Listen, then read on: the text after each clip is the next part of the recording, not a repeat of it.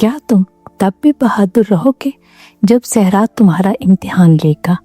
یہ سوال حضرت سعدی نے ایک جوان محافظ سے پوچھا جب وہ دونوں بلخ سے بامیان کے سنسان راستے پر سفر کر رہے تھے۔ وہ نوجوان غرور اور طاقت سے بھرپور مسکرا کر اپنی عضلاتی طاقت دکھانے لگا۔ دیوار دیکھتا تو گرا دیتا، درخت دیکھتا تو جڑ سے اکھاڑ دیتا۔ ایسا لگتا تھا جیسے وہ کوئی دیو مالائی ہیرو ہو جو صرف اپنی قوت کا مظاہرہ کرنے ہی دنیا میں آیا ہو۔ مگر صحرا ہمیشہ سادہ نہیں ہوتا، اس کی آزمائش اکثر خاموش مگر مہلک ہوتی ہے۔ چند کوس بعد وہ ایک سنسان مقام پر پہنچے۔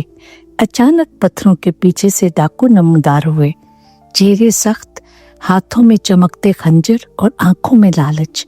ایک ڈاکو ہنسا، لو بھائی جوان، اب دکھاؤ اپنی طاقت۔ وہی محافظ جو لمحہ بھر پہلے دیواریں گرا رہا تھا اب ساکت کھڑا تھا۔ ہاتھ تلوار کی طرف بڑھا مگر انگلیاں کانپ گئیں۔ کمان ہاتھ سے گری اور زمین پر جا پڑی، جیسے اس کی ہمت بھی اس کے ساتھ گر گئی ہو۔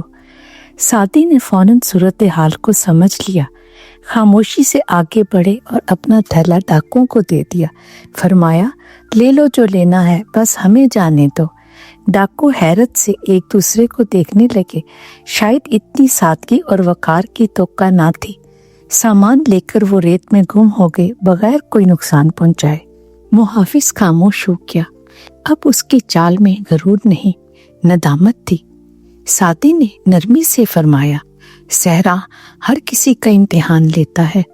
بات کرنا آسان ہے جب خطرہ دور ہو، مگر اصل بہادری اس لمحے سامنے آتی ہے جب آزمائش آپ کے دروازے پر کھڑی ہو۔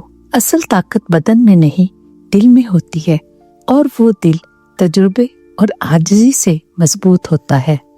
نوجوان نے کچھ نہ کہا، صرف خاموشی تھی، مگر وہ خاموشی بہت کچھ سکھا گئی۔